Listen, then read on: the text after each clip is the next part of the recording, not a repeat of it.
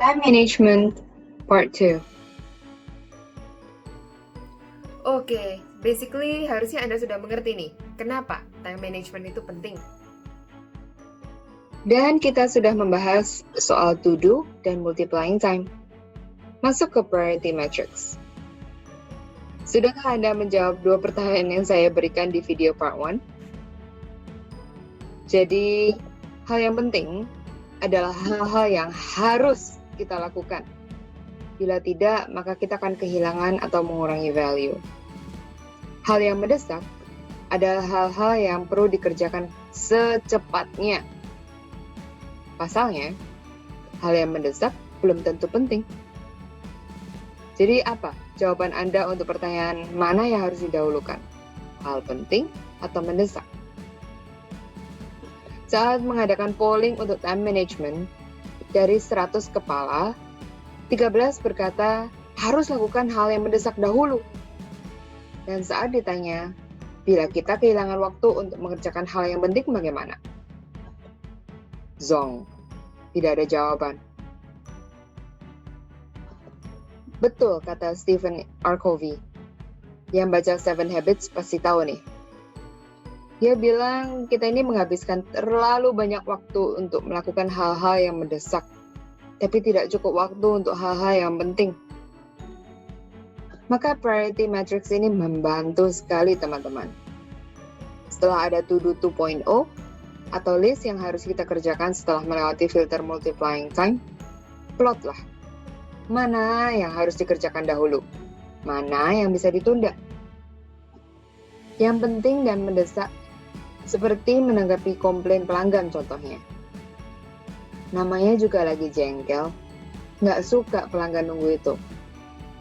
Dan kalau tidak dilakukan, maka kita bisa kehilangan pelanggan. Maka dahulukanlah. Do now. Yang penting tapi tidak mendesak. Seperti apa? Bikin laporan pajak. Harus dikerjakan? Harus. Tapi apa harus dikerjakan sekarang juga? Ya, ada 3-4 bulan setelah tutup buku kan ya untuk mengerjakannya. Do next. Nah, yang tidak penting tapi mendesak. Ini seperti apa coba? Ya nemenin teman belanja tadi. Penting nggak? Enggak kan? Tapi kalau nggak sekarang kan dia keburu udah beli barangnya. Kalau bisa ditunda, tunda deh. Do later. Dan yang terakhir, yang tidak penting dan tidak urgent. Contohnya apa? Main games, pijat refleksi, hal-hal yang sifatnya leisure. So, do much later. Tapi kenapa Miss kok bukan don't do?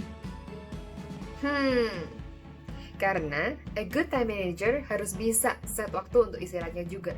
Nggak mungkin dong orang hidup cuman isinya kerja. Pak Teddy punya hobi sendiri, saya punya hobi sendiri. Saya yakin Anda pun punya hobi sendiri. Oke, to do sudah, multiply sudah, prioritizing sudah.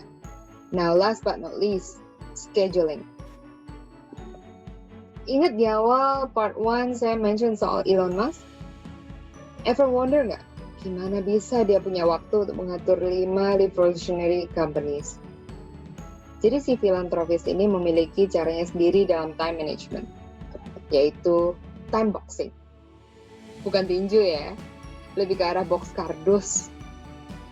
Usahakan satu kardus cukup untuk satu aktivitas. Contoh, bila Anda set 1 jam untuk mandi. Jangan isi box itu dengan baca koran atau komik. Fokuslah. Time boxing membantu Anda mengatur waktu Anda untuk menempatkan aktivitas pada waktu yang tepat. Anda bisa set semua kegiatan dari bangun tidur sampai tidur lagi.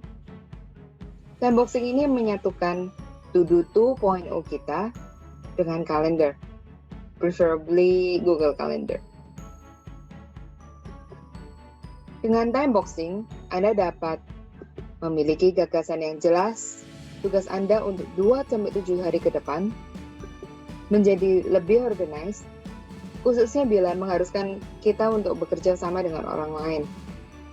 Mengukur efektivitas kerja Anda, mengatur work-life balance dengan baik, dan meningkatkan produktivitas dan kepercayaan diri atas tugas dan pencapaian Anda.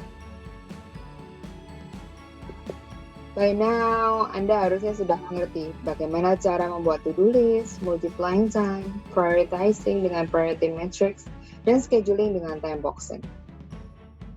4 tahap ini adalah tahap planning. Teman-teman, saatnya Anda mempraktekkannya. Time management adalah skill penting dalam kehidupan. Dan skill ini tidak dapat dikuasai seinstan membuat Indomie. Anda perlu asah, teman-teman. Jadi jangan lupa evaluasi.